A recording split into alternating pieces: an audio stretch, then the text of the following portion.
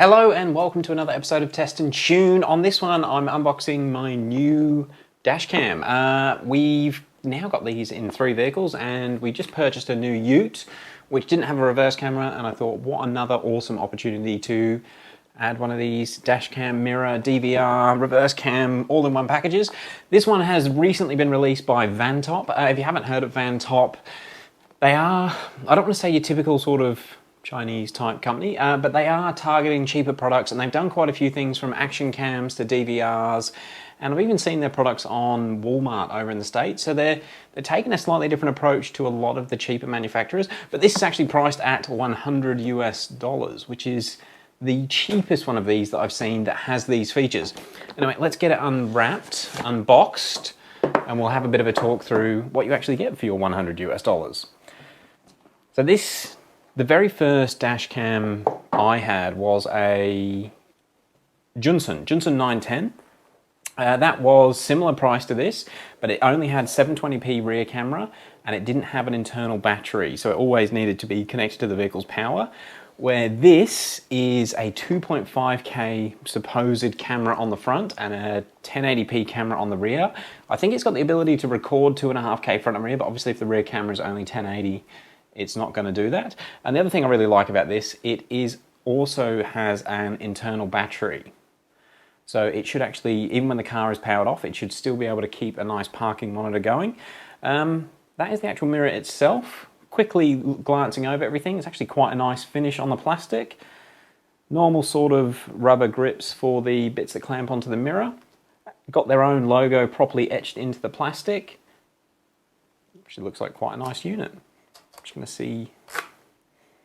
So the mirror, sorry, the lens extension doesn't feel as nice as some of the other ones, but I suppose once you've adjusted it, you don't need to. And as well as being able to extend the camera out, you should also be able to change the angle. Yeah, you can. That's quite stiff, but we've got a fair bit of movement there, which is going to allow us to have the front camera pointing where we need it to be pointing. All right, I'll slide that back in for now, and I'll gently pop that down here. Let's just see what else we get in the box. Okay, so we have the rear camera there. This is supposed to have the Sony lens, so I'm interested to see the quality that comes out of both the front and rear cameras once we've got them in the car. Nice waterproof connector there. It is a standard reverse camera 4-pin connector, so that is handy to know. A lot of the vehicle reverse cameras do use that fitting, and then we've got the trigger wire for the reverse. Cool.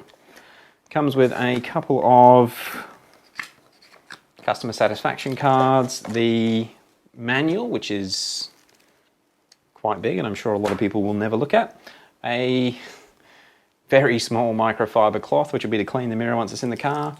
We got a little pad to use to mount the rear view camera, and some bands, which are exactly all the same size, which is interesting. Normally you sort of expect them to be 2 different sizes, but I guess, oh no, they are different sizes. Sorry, getting useless. No, they're not. We'll move on. Okay, and we have a cigarette lighter adapter. I just want to check what that cable feels like. A lot of the aftermarket mirror companies, they'll use a generic cigarette lighter power supply. And I'd say that is what this one is. Nothing wrong with that. Cable's still quite flexible. It's not like a cheap plasticky feel to the cable. It will bend. We've got a trim removal tool, which don't know how much use that is really, considering what's involved in installing them, and another pad for the camera. So you get a few little bits of few little extras with it, which should help installing it. I'm gonna power this camera, the mirror up off just a power supply for now, just see what the boot times are like, the responsiveness of the screen. So let's power it up.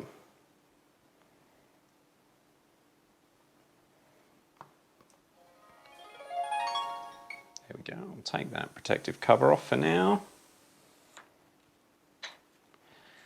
Haven't got an SD card in there at the moment, and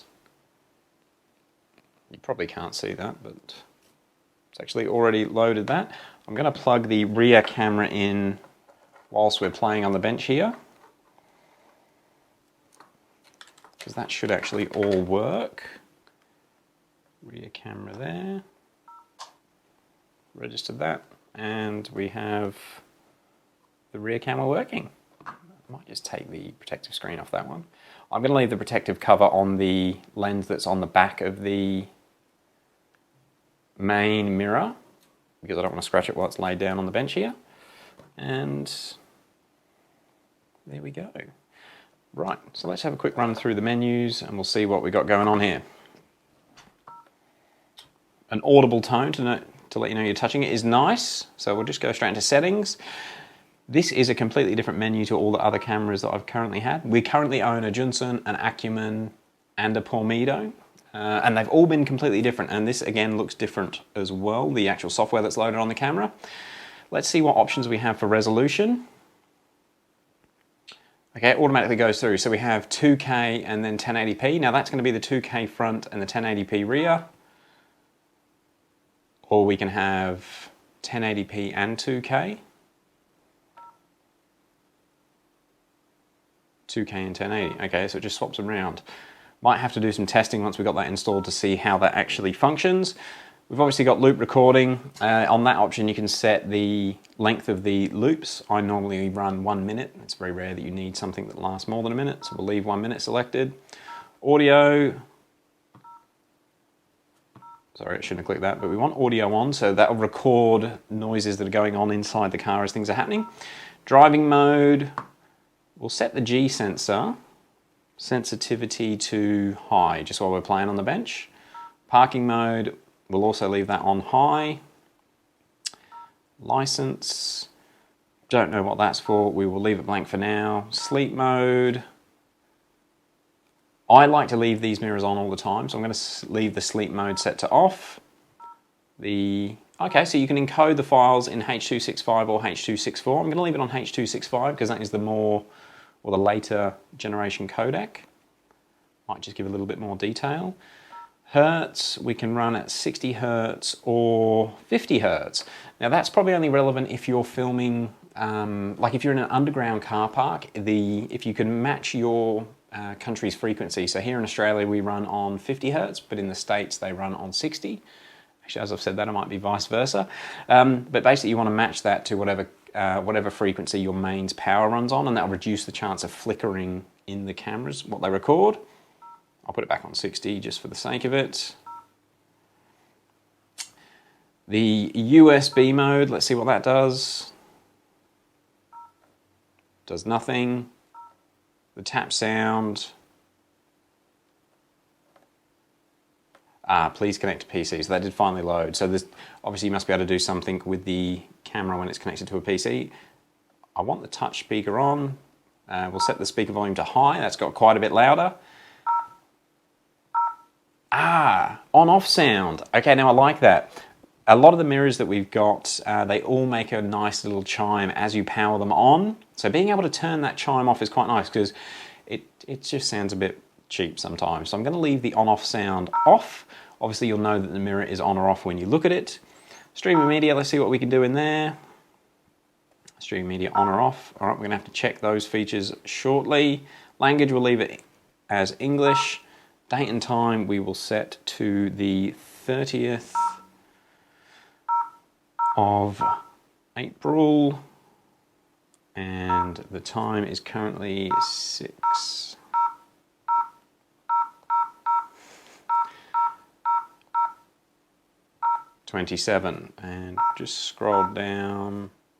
We've got factory reset, format SD, and the version information there. So all of those menus actually feel quite good. We'll go back to the main screen. It's relatively responsive. It's got all the information, what we're running in, and I'll just see how we switch. So we swipe to go through the different camera options. Yeah, it's a swipe. All right, so initial impressions of the camera, it's actually got quite a nice finish to it. It doesn't appear to be a cheap device. It definitely has a lot better look to it to the Junson that was a similar price to this. Yeah. Anyway, I hope that's just been a nice quick look at this camera. I'm going to get this installed in the vehicle tonight, and I'll have a full review up on our other channel, which I will link down below once it's all finished. But if you've got any questions about the VanTop H610, which I nearly forgot the name of, just let us know in the comments below, and thank you very much for watching. We'll catch you on the next one. GoPro, stop recording.